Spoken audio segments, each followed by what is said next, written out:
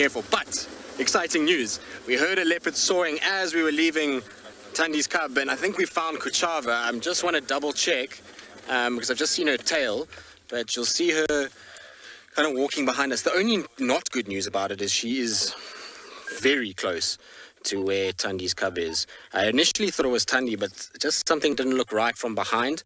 I don't know, we'll check now that we're in front. I'm sure she's going to come back to the road. She's just scent marking there. She should turn and come back our way. Just got to see.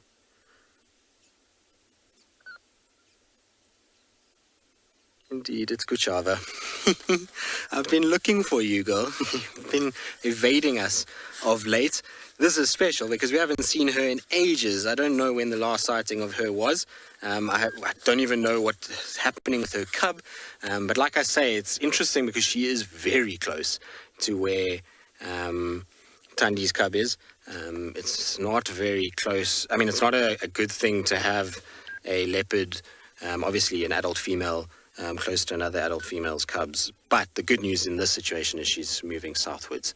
So she's moving away from the cub, which is good. The last thing we want is for her to go towards Tandy's little one. So we're still with Kuchava. We're just trying to get ourselves into a slightly better position because I'm hoping she's going to climb a fallen over tree for us. And if she does, it's going to be pretty spectacular. Come on, girl, go up the tree for us. She might just scent mark and rub on it a little bit. You see how she's going to sniff underneath? Perfectly kind of naturally framed. Oh, look at that. So that's just her making sure that if any other leopard walks here, they know it's her tree. A little spray of urine. And then off she goes. She is magnificent. I love the way she looks because I have a very soft spot for her because of her father.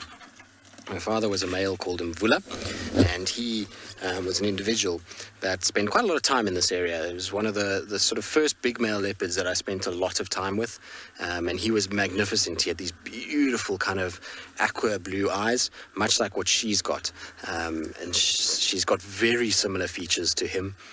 And so whenever I see her, it just brings back all these good memories of this male leopard that was, so good to us in so many respects and gave us so many amazing sightings. Just going to reposition quickly, just because we've got this tree in our way.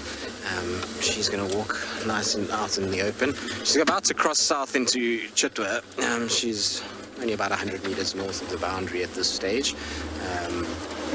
So I'm sure she's going to head in that direction. There's a quarry coming up that she often likes to be at. It's one of the places where I've been checking for her the last few days, or last few weeks. I'm trying to see if we can find her. But there we go. I think she's gotten to the point now where she's not, we haven't heard her call since we've been with her, but I don't know if it was maybe, like I say, she picked up the scent of Tandy. I mean, she was literally about 100 meters to the south of that cub at one point. And so maybe she was just sawing because she's picking up the smell of another female leopard, and from there then decided to kind of start moving southwards, and is now more on a hunting situation, particularly because the light's starting to change. So now maybe she's going to look for any sign of a potential meal.